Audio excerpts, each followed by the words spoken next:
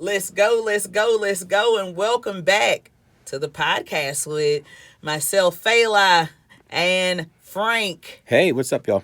Hey. We're here to kick the knowledge on how to get success. I mean, who doesn't want that?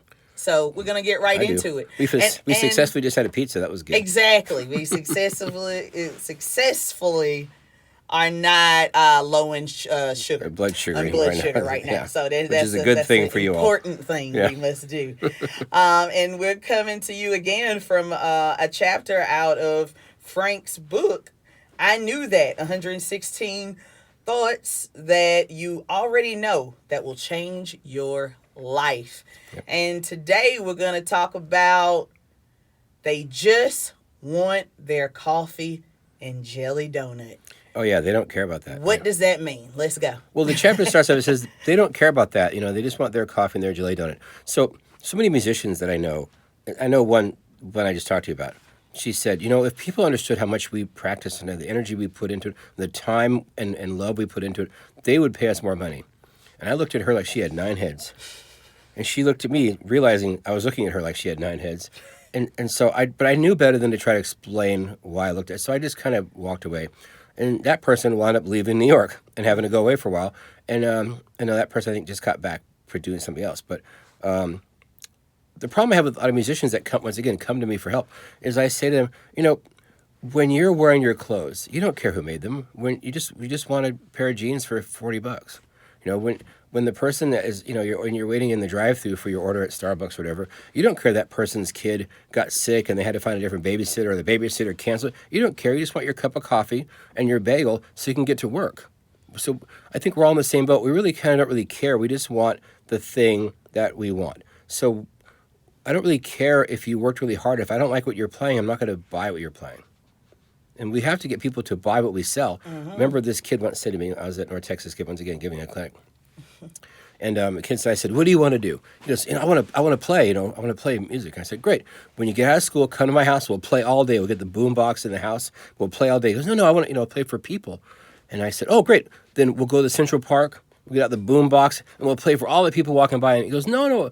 I said, oh, you want someone to buy what you're selling? He said, yeah. I said, well, that's totally different.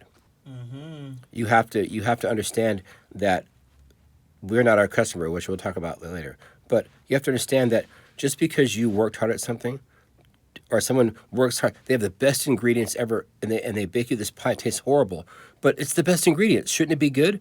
Well, no. Just because it's the best ingredients. So just because you practice everything you're supposed to practice, doesn't now mean people are going to want to appreciate the kind of music that you make. And so that's an important lesson learned because people practice. I kind of equate it to like a person who's ever gone like swimming in the ocean. And like you realize, hey, let's go back in because it's time to go back. And you realize your stuff is about a mile away from where you are because the current is taking you along. You didn't notice. Uh-huh. I said musicians do that. They practice with their head in the sand. They look up. It's like I said to them, you should learn to swim with your head out of the water because that way you can always know where you are while you're swimming. But a lot of musicians, they put their head down and they practice and practice and practice. They never stop to think, is this going to get me what I want to do? Is this anything that has anything to do with getting me what I want to do? And so instead of inquiring from people who know, TPK stands for those people who know, right? Mm-hmm. And so TPK, you'll hear that a lot. TPK stands for those people who know. And so instead of inquiring information from those people who know, they put their head down, and then when they get out of school, they put their head back up, and they realize where they're going to enter the beach is nowhere near where they initially wanted to go because that's not how this works. And so people don't really care what we do. They just care if we can make them happy. And so if you can play in a way that makes them happy, you'll have a customer, right? And so if you can't, doesn't matter how hard you worked. If you can't make that customer happy with what you provide, then it doesn't matter. You might as well just have gotten a job at McDonald's and just done that in college instead. Maybe, learn to smoke cigarettes or something because you're probably not going to do what you want to do when you get out of school. Mm-hmm. So that's pretty much it. Was that too long? Oh, no. No, I'm thinking about that even in my terms of with audio and stuff is pretty similar. Yeah, you have to be around the people. Like even in a previous episode, we talked about being around the masters. It really gets the TPK. Mm-hmm. Like this is an ongoing theme in my career as well. Just being around the people that can really give you those seeds, and whether you're around them or heck read their book. I mean, You can learn a lot you from. can learn a lot not even being in the room with with that particular person. Because I'll talk to people that are selecting a school, right? And I'll say, "How's the track record for that school?" And they go, "What?" It's like, look, you go to a teacher, right? Oh, he's my trumpet teacher. Has he trained anybody that's gone on to do what you want to do? No. Has he or she done what you want to do? No. Then I'm not really sure why that's your teacher. Oh, because they live at the mall close to your house.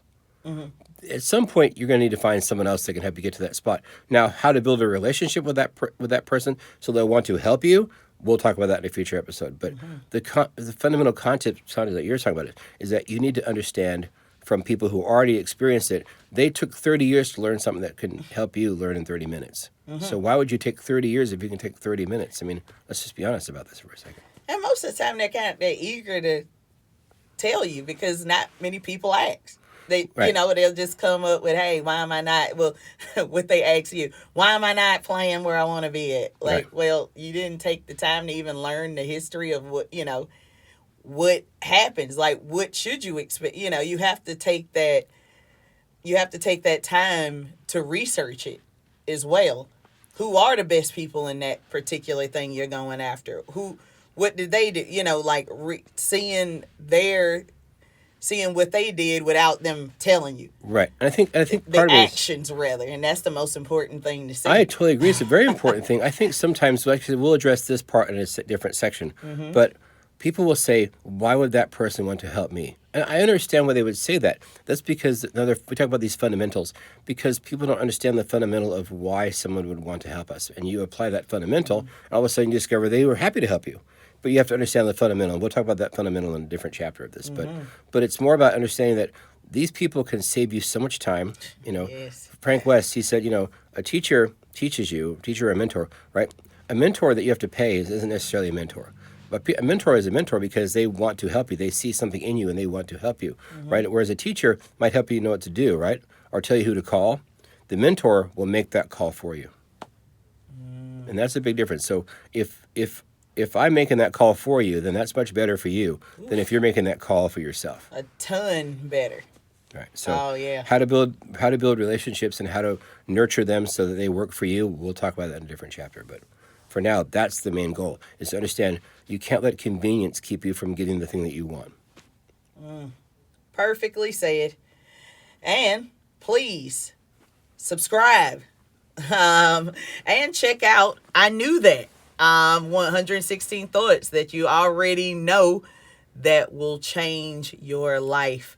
We're going to be bringing more and more stuff from this book, but hey, pick it up yourself at Amazon. We're going to have the link in the summary to pick it up, and then also ask us questions. Let us know Absolutely. That's what my you're favorite thinking thing. and how we can be of assistance to these young go-getters that want to make it happen. That's what we're here for. So thank you for listening.